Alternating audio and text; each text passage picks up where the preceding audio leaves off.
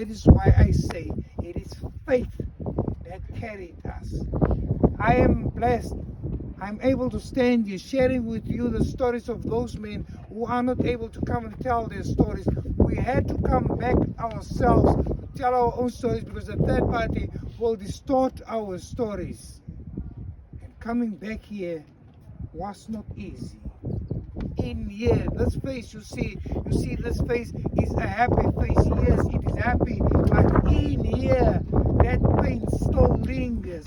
And talking to you people helps us to heal those wounds that were inflicted. Every night when I get home, when I put my head down, I'm gone.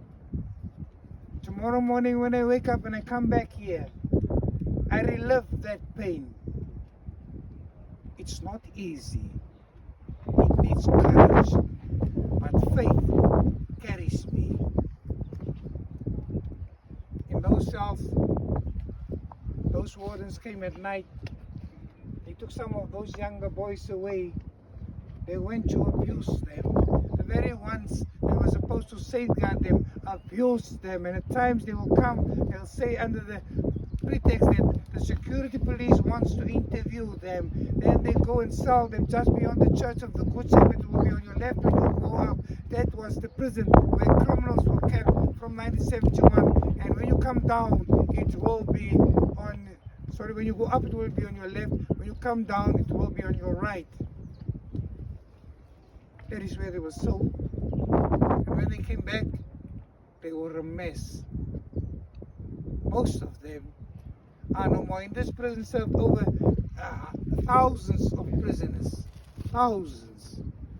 But only 500 of us might still be alive. When we came here, Nelson used to say, guys, you should remember one thing, you won't be able to rule a country without education. And they also emphasized and inculcated it into us that, guys, that hatred, bitterness, and anger leads to self-destruction, which is true because I am from that hollow. When I was released here, I hated, I was bitter, and I almost destroyed my life. And if it was not for those religious leaders, during those years coming to me, I would have been a dead person by now. All those who died were discharged here. All of them died because of hatred, bitterness, and anger. Because when they were released here, they could not find employment, they could not look after their family, so they got involved into activities or things that killed them. Those leaders of yesteryear, not a single one of them up till today has come forward to say what we did in South Africa was wrong. We don't need their apologies. We don't need them. All we want them to do is to come forward and tell the nation and tell the world what we did was wrong. Because in your countries there were men, there were organizations, there were even governments that sheltered us. We said thank you. Yes, we appreciate your support during those years. But those leaders, not a single one up to today. Yet Nelson, when Nelson was released from Victor Verster Paul, Nelson said to the world, let us build a rainbow nation, let us reconcile.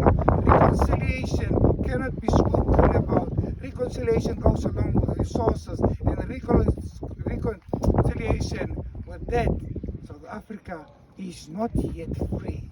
South Africa still needs to be free. And that rainbow nation that he envisaged, that rainbow nation might never materialize. There are so many things that happened. All those leaders of yesteryear, not a single one of them in their books they wrote, they never spoke about the atrocities. Yet South Africans and the world has a right to know what happened on Robben Island. See the building behind you? That is hospital section. That is where those men with ailments were kept. The sports field up front, this is where prisoners during those years were allowed to play football, rugby, and they also had athletics during the year. And that Kramat there, in there lies the remains of a Muslim leader who was deported from Europe during those years. on Robben Island. That remains were recovered and it was reburied in there. Every Friday, the Muslim community will come. Those towers were built by those prisoners with no shoes and short pants. But in those towers, some of them committed suicide because they were worse than us. On a Saturday afternoon, when they wanted to go and buy their alcohol, they came over there and the bars were closed. So they went into the township, not knowing that the security police is following them. When they came back to the harbour, most of them would turn back. They were only allowed to come and fetch their clothes, and they were transferred from Robben Island prison. Are you still with me? It's one last thing that you should never forget. That forgiveness will never be a one-way road. To forgive will always be a two-way road. Hatred, bitterness, and anger leads to self-destruction. That is what you should take with you when you go home.